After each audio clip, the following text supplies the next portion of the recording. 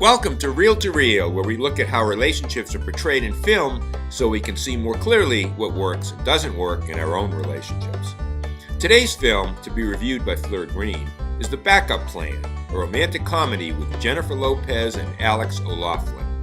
Now, there's a lot of relationship gold in this film, so much so that we've divided our review into two parts. First, the issue of making a commitment, and part two, the issue of lying in a relationship.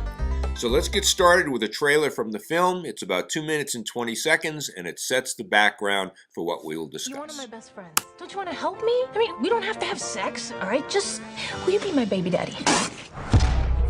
You know, I just always thought I'd be married with kids by now, but I still haven't found the one.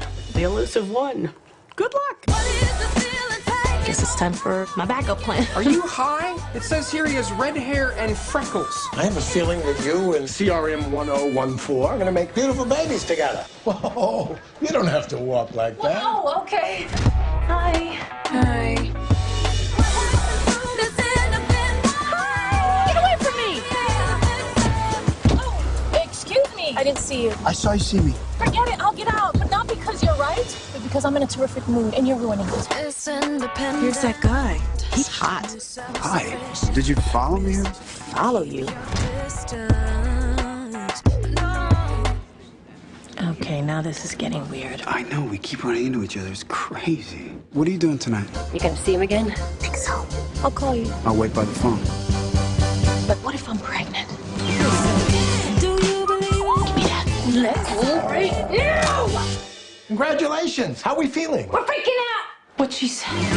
This guy is special. Where have you been? Now the whole thing's gonna fall apart.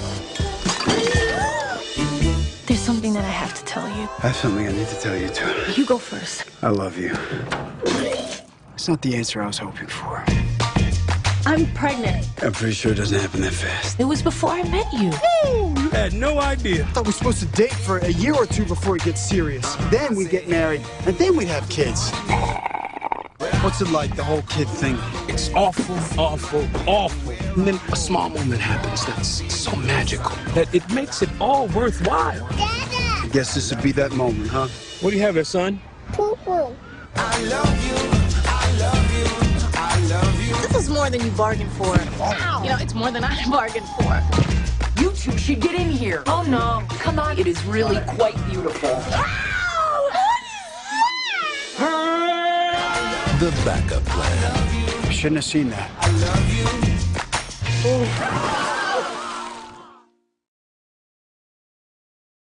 So Fleur, this seems to be the classic boy meets girl film. They have problems, they get back together again, and there's a lot of issues portrayed in the film, yet it seems the key one is commitment. What would you say about commitment in this film, the way it's portrayed? It appears in the beginning that she does not have any relationships because she can't find the right guy.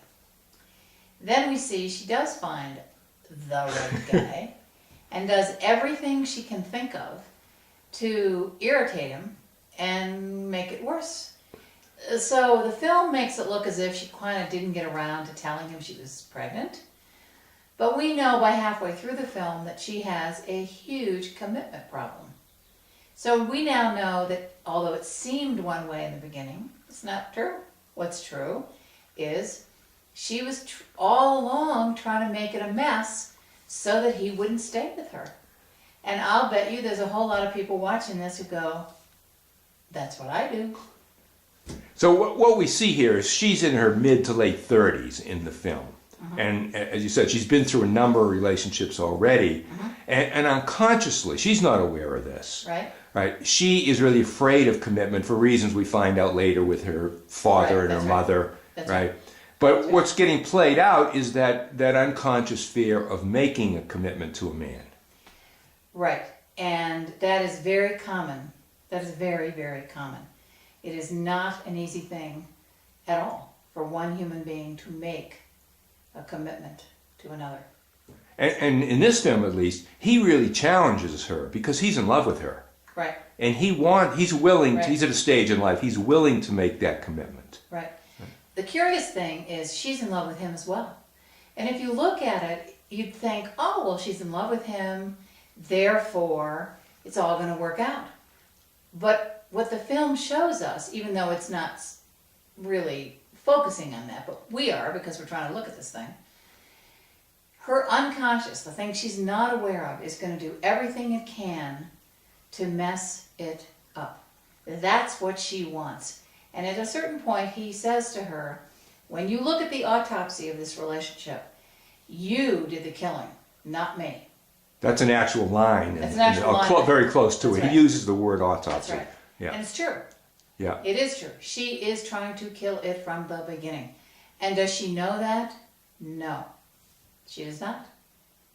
And really, I mean, that's so true in so many patterns in our life, that there are unconscious forces at work here that we have learned early on, usually, that get played out, and we replicate those situations again and again. Yes, you probably see that regularly in your Well, and practice. I remember a client that I had years ago who came in and was in a state of high anxiety.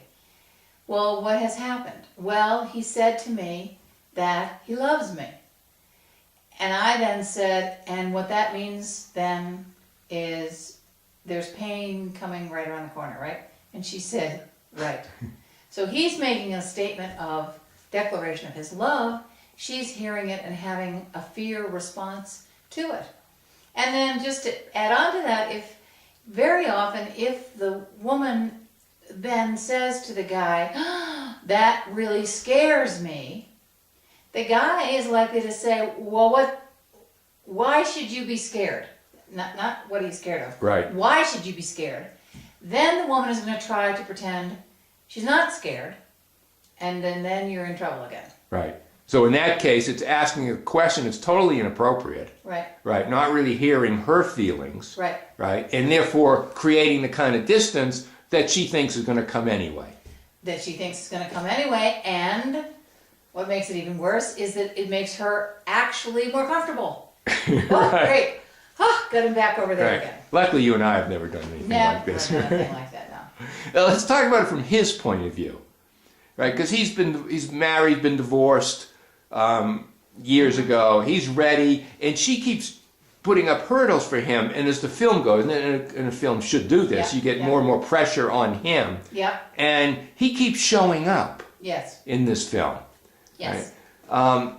And sooner or later, he's willing to say, yes, I am here, I am in. I think he Yeah. even puts it Yes. that way. Yes. And that's the part that is so hard for her, even though here is the situation, right? Here's the guy, the Mr. Right, saying yes. Right. And she's saying, Now let's look at that a little bit also, because he looks like he's the one saying, I want you, I want you, I want you. Now this is just the movies, right? Yeah. But in real life, that guy, in all likelihood, consistently chooses people he can't have. He has, in some way, and we don't know why, yeah, also done the same thing. It doesn't look like it in the film, but in real life, it probably is. that's right. Where Yeah. he's having to, what's that word? I can't think what the word is. He's having to sort of catch her, Yeah, right? What will happen later on in their life together is he will set up a situation where he is chasing her again, only this time he'll be resentful about it. And she will be setting up, once again, a situation in which it looks as if he's not committed. right. That is why, and again, I don't expect films to do this, but when we watch a film, we're able to see some of that, and it can be very instructive. And if she is not clear about what she's doing, and he is not clear about what he's doing, it will show.